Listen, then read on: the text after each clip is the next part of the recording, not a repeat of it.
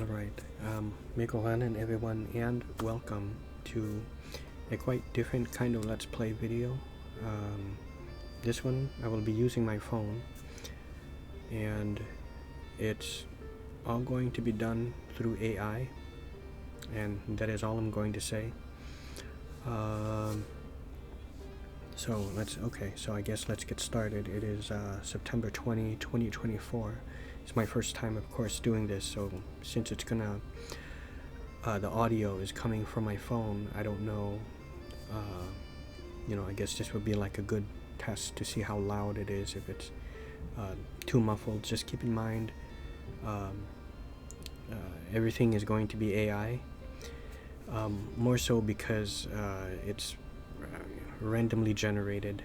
I guess things will be randomly generated, let's say, and I'm not sure if it will have these features, but I'm going to try it anyways. So let's go ahead and get started. Okay, so wait, let me do that. Wait. Okay, there we are. Okay, good.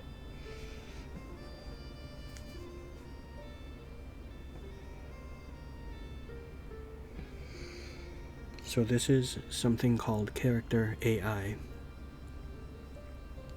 Okay, and let me see here. I gave this a try for maybe like a minute or two just to see what it's like, but I'm going to start a new adventure. So let me see here. Hello, are you there?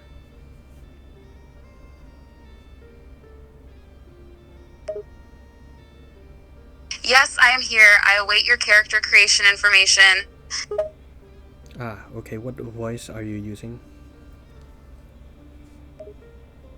I am currently using the Zoe voice. Okay, good. Would you prefer a different voice? No, this is perfect. Okay, so I'm ready to create my character. Alrighty, let's create your character. Give me the name, sex, height, and appearance of your character. Oh boy. Okay, the name is Falagar. I am male.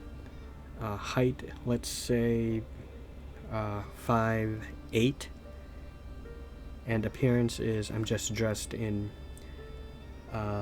let's say blue Mage Guild robes with a hood. Got it. Falagar, a 5'8" male dressed in blue Mages Guild robes with the hood on. Anything else before we start? My race is Breton. Also, I wield, let's say, an elven dagger, and I have a backpack filled with a flask of water, a rations for maybe about a few days or so, and some flint, the flint and to make a fire, this flint and tinder, and a bedrock. Understood. Falagar is a male Breton of 5'8" height. He wears blue Mages Guild robes with the hood up, an elven dagger, and a backpack. It is filled with a flask of water, a few days' worth of rations, and some flint and tinder. Is this all correct? Yes, and a bedroll. I have a bedroll. Ah, of course. You also have a bedroll. Is that all for your character's appearance and equipment? That is all, yes. Understood. With that, you're ready to start the adventure. Before we begin, let me ask, is there anything specific you would like to do first? Speak with the guards, examine your surroundings, or something else? I look around. What's around me? You survey your surroundings, taking in the sights and sounds of your surroundings. You find yourself in a dark stone cell, one of several that line the underground hall. The air in here is cold and damp, making you shiver. You can hear the voices of other prisoners, but you cannot make out what they're saying. Suddenly, you hear footsteps approaching. Okay, maybe I had it too close, so let me try it from this distance. louder as the guard stops in front of the cell bars. He regards you with a cool, appraising glance before speaking. Looks like you're awake at last. Good, because we have a lot to talk about.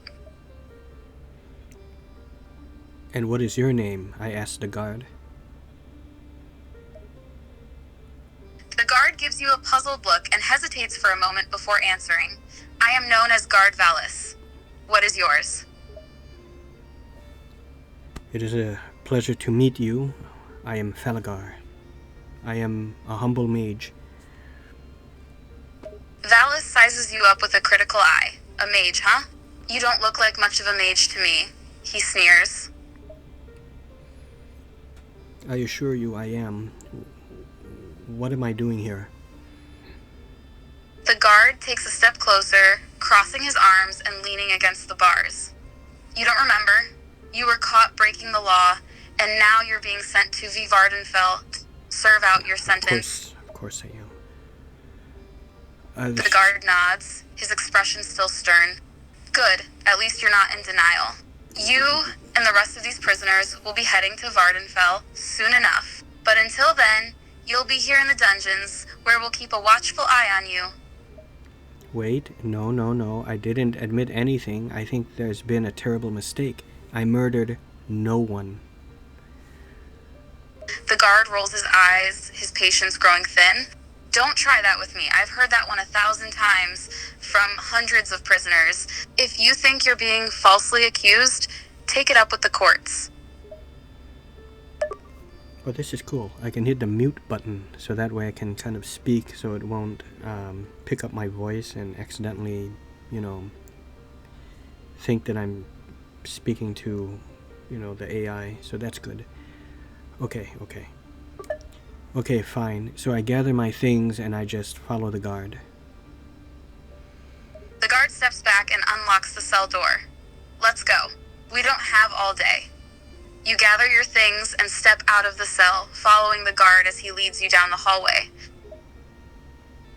Very quickly, DM, could we play this game using D&D dice roll rules, like using a D20 to see if we hit or miss an initiative, and to do skill checks? Can we do that? And can you roll the dice for me? A virtual dice? Sure, we can use the D&D rule set for this game. I can roll the dice for you, and we can use a virtual die roller to handle the rolls. We'll use a D20 for attack rolls, skill checks, and initiative. Yeah. Are you ready to start? Yeah, that is excellent. Okay, so anyways, I go ahead and I follow the guard. Great. Let's begin.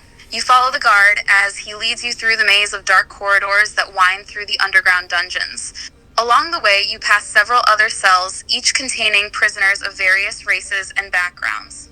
After a few minutes of walking, you come to a set of stairs that leads to a heavy iron door. The guard stops in front of it and turns to you. Okay, I say, now what?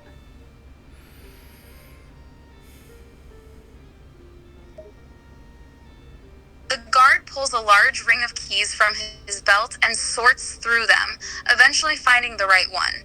He unlocks the door and pushes it open, revealing a dimly lit room beyond. Step inside.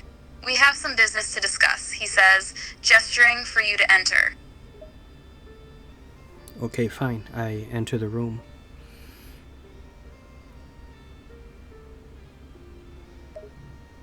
You enter the room, which appears to be some kind of interrogation room. A small wooden table and 2 chairs sit in the middle of the room, and a single oil lamp hangs from the ceiling, casting a dim light over the entire space. Wow. The guard motions for you to take a seat. I sit down. You sit down in one of the chairs, the wood creaking slightly under your weight. The guard takes the seat opposite you and folds his hands on the table. Now, we need to have a little chat. Very well. Ask away. The guard leans back in his chair, studying you carefully. First things first, what's your real reason for being here? You think you're innocent?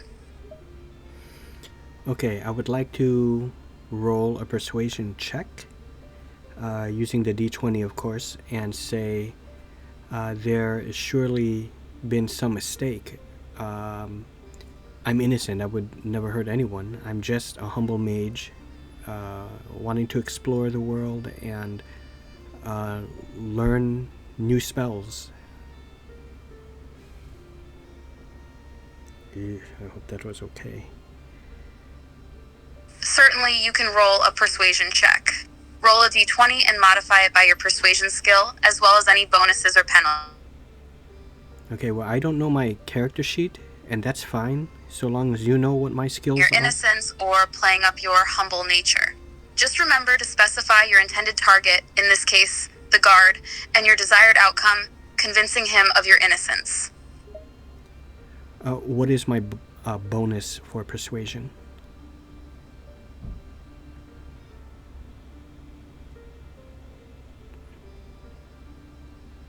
I'm asking, what is my bonus for persuasion? Your persuasion skill will likely be influenced by your class, abilities, and attributes. I see. Depending on your character build, you may have a modifier ranging from 1 to +3. Additionally, certain external factors could also affect your roll, such as your character's level, equipment, or any other relevant circumstances. Without knowing the specifics of your character, it's hard to give an exact bonus to your persuasion check. However, I can say that a higher value will increase your chances of a successful outcome. Okay, let's just get to it. I roll a d20 for persuasion check against the guard.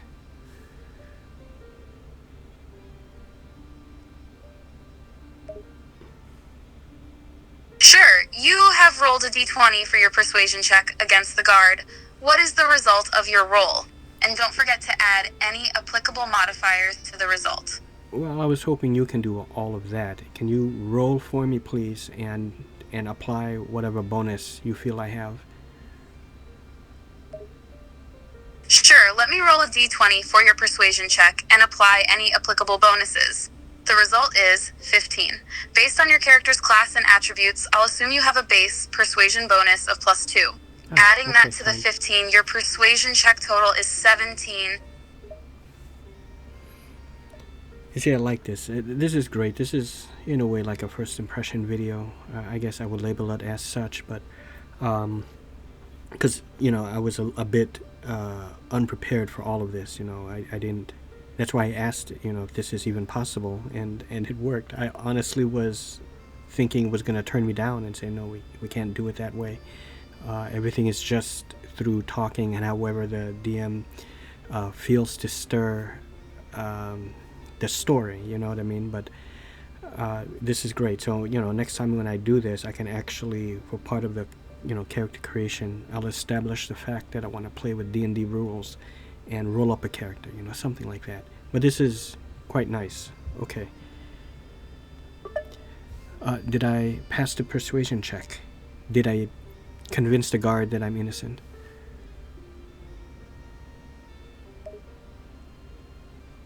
Yes, you passed the persuasion check. Your total roll of 17, combined with the base bonus of +2, results in a successful persuasion check total of 19. The guard considers your words for a moment, his expression betraying a hint of skepticism. That was a little wrong, but... Finally, he sighs and rubs his forehead. Fine. That's fine. Let's say you are telling the truth. That still doesn't explain how you came to be here in the dungeons. Well, I was walking along, minding my business, when out of the orange-colored sky, slam, bam, alakazam, I forgot how the rest of it went, but basically I think someone hit me behind and I was knocked out, and when I woke up, I was in a cell. The guard raised an eyebrow, clearly skeptical of your explanation. You're telling me you were just walking along and some mysterious assailant just appeared out of nowhere and knocked you out, he said. That sounds like a very unlikely story. I would like to roll another persuasion check. But alas, it is true. I roll a d20. You roll a d20 for me, please. And add the +2 persuasion, bonus. Understood. I will roll a d20 for you and apply the +2 persuasion bonus. The result is 13. Okay, did the guard believe me or no? It appears your persuasion was not quite sufficient this time, as the guard's expression remains skeptical. He crosses his arms and shakes his head. I'm sorry, but I'm not convinced. I've heard a lot of stories like that before, and most of them were nothing more than lies. Well, what happens now? The guard sighs and drums his fingers on the table. Well, since you claim to be innocent, the next step is to have you stand trial. However, in the meantime, you'll be staying right here in the dungeons until we can sort this matter out. God. Interesting. Okay. Fine. The guard stands up from his chair and opens the door to the room.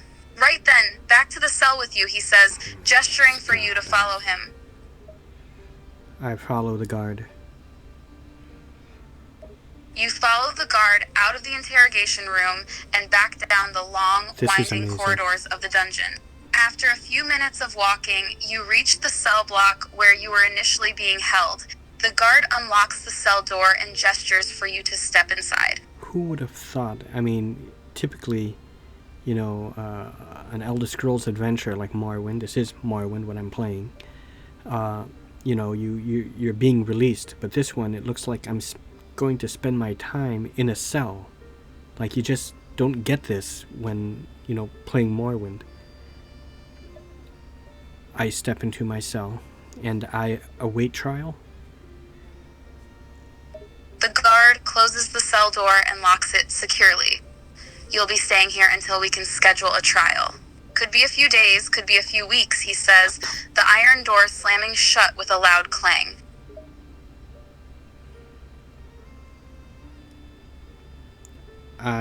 Is there a window in my cell? You look around your cell and notice a small, barred window high up on one of the stone walls. Through the window, you can see a sliver of the night sky, the stars just beginning to twinkle in the distance. I would like to make a climb check. If you could roll a D20 for me, to jump up and grab the bars, to pull myself up, to look outside the window.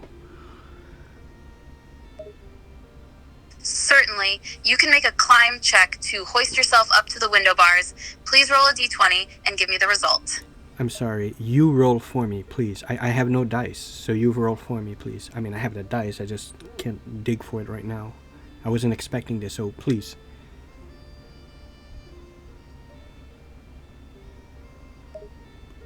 Sure, I can roll the dice for you. The result of your climb check is 18.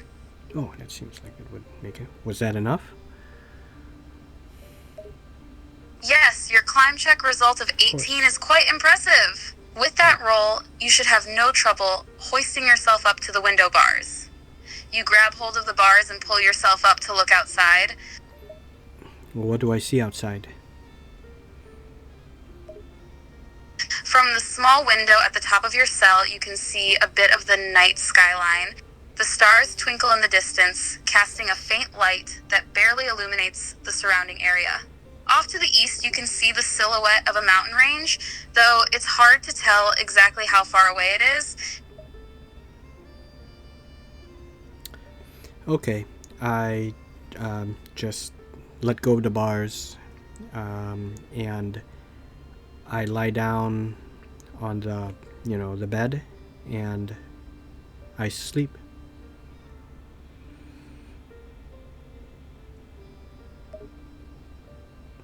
You release your grip on the bars and lie down on the simple stone bed in the corner of your cell. Despite the hard, uncomfortable surface, you manage to fall into a relatively peaceful sleep. A few hours pass, and you are eventually woken up by the sound of footsteps echoing down the tunnels nearby. It seems a guard is approaching your cell. Okay, I pretend to sleep and see what he does. You keep your eyes closed, trying to remain as motionless as possible. A moment later, you hear the sound of keys jangling as the guard unlocks the cell door, stepping inside. The guard looks over at you, scrutinizing your appearance for a few moments before walking over to your bedside.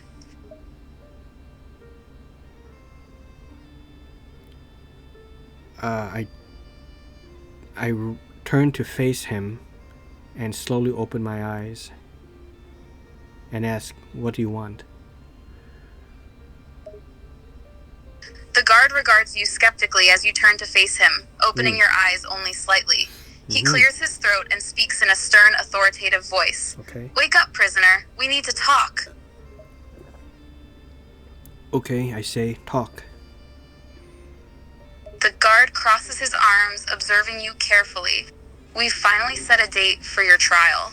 It's scheduled for 2 days from now, he says, his tone brusque. Okay, can I just bide my time in my cell for the 2 days? The guard nods, gesturing towards the bed. Bide your time if you wish. You're not going anywhere, he says ominously. With that, he turns and leaves the cell, locking the door behind him. Fine. Okay, so over the next 2 days, I'm just doing the daily routine, that I would normally do, in my cell. Eat, sleep, shit, all of that.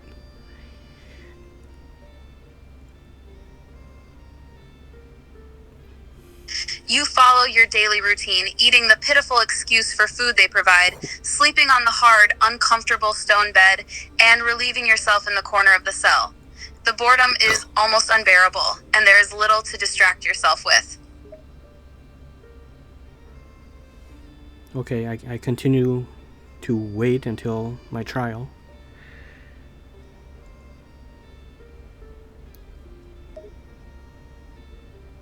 Finally, after 2 long days of waiting, the day of your trial has arrived.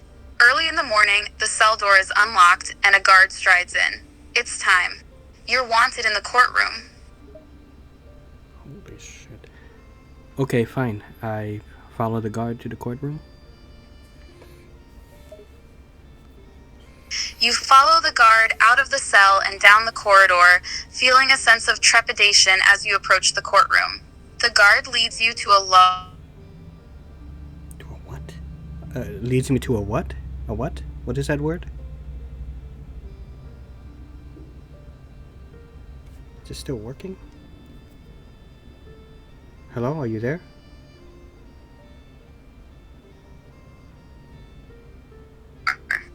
Whoa. Several spectators are already gathered, talking amongst themselves in hushed whispers. The shit was that? Okay. Confused by your lack of knowledge, the guard gives you an odd look. Have you never seen a courtroom before? He asks, his tone incredulous. No, absolutely not. Absolutely not. The guard shakes his head, clearly bewildered by your ignorance. Well, this is where your trial will take place. The judge will hear your case and decide your fate. Okay, fine. Do I have a lawyer or something?